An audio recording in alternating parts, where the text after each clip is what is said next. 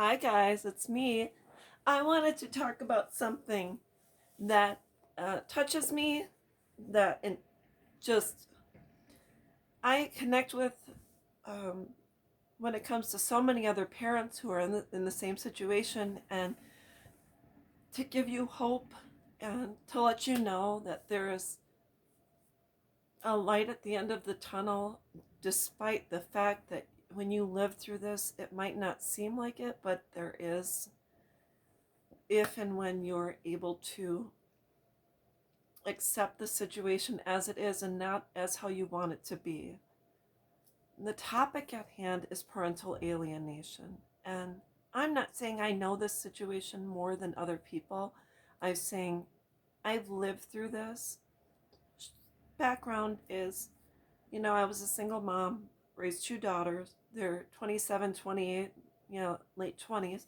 And for the past 7, 8 years, I've been dealing with parental alienation where they've chosen to disconnect from me for this past time. My oldest daughter came back, and then she eventually left again for the second time. And but my youngest has not come back.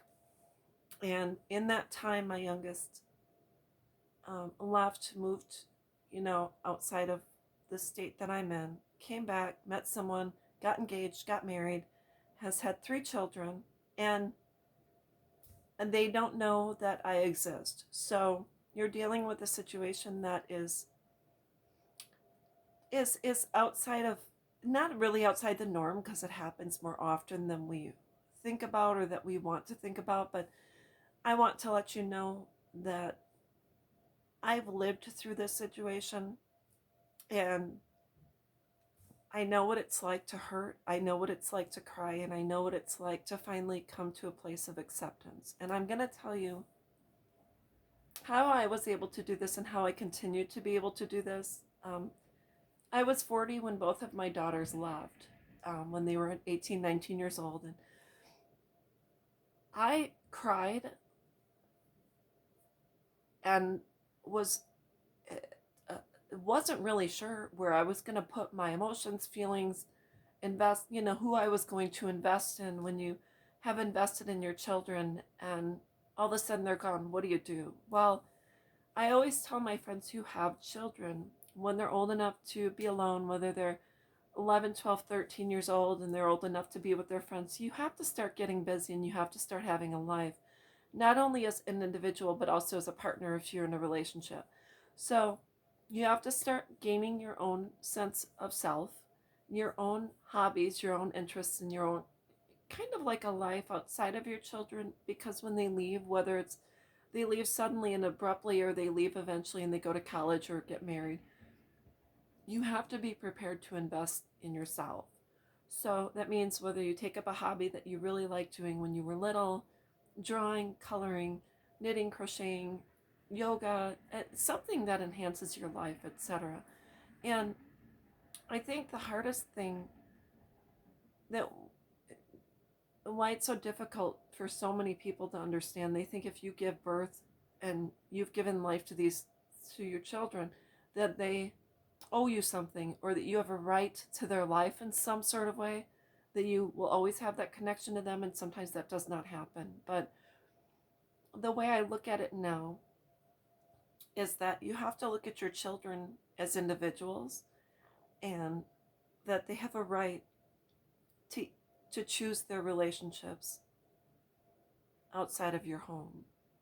So they grow up, they get married, they have their own kids, and they decide that they want to separate from you. They have the right to do that. And we don't have the right, we don't have to like it, we don't have to love it, we don't have to celebrate, we don't have to, we don't have to pretend it's okay. But if I was looking at another person, if I had a friend who said, well, I don't want to have a relationship with my husband anymore, or a friend of mine, I would have to respect. Or if someone said to me, I don't want a relationship with you anymore, I would have to come to terms with and accept that that is their choice, because that's their God-given right to have a relationship with whomever they want. So when we start to look at our children as adults, as an individuals and as individuals, we come to a place where when we accept what's happened and we get busy and we start filling our lives and that void with people who want us, with people who care about us, with people who love us, with people who benefit from the relationship with us as much as we benefit from them, life gets easier and then it gets more manageable and then it becomes your new norm. So, for instance, I'm very close with my cousin, his wife, and their three little boys, and they think I am the best thing since sliced bread. I can't tell you how excited they are when I show up and we just hang out and spend time together, and I'm allowed to be kind of like a quasi extra grandma for them. And I read with them, we play and we do arts and crafts and we look for frogs and whatever the case, but we have fun together, and that's kind of now where I put my focus. And I it's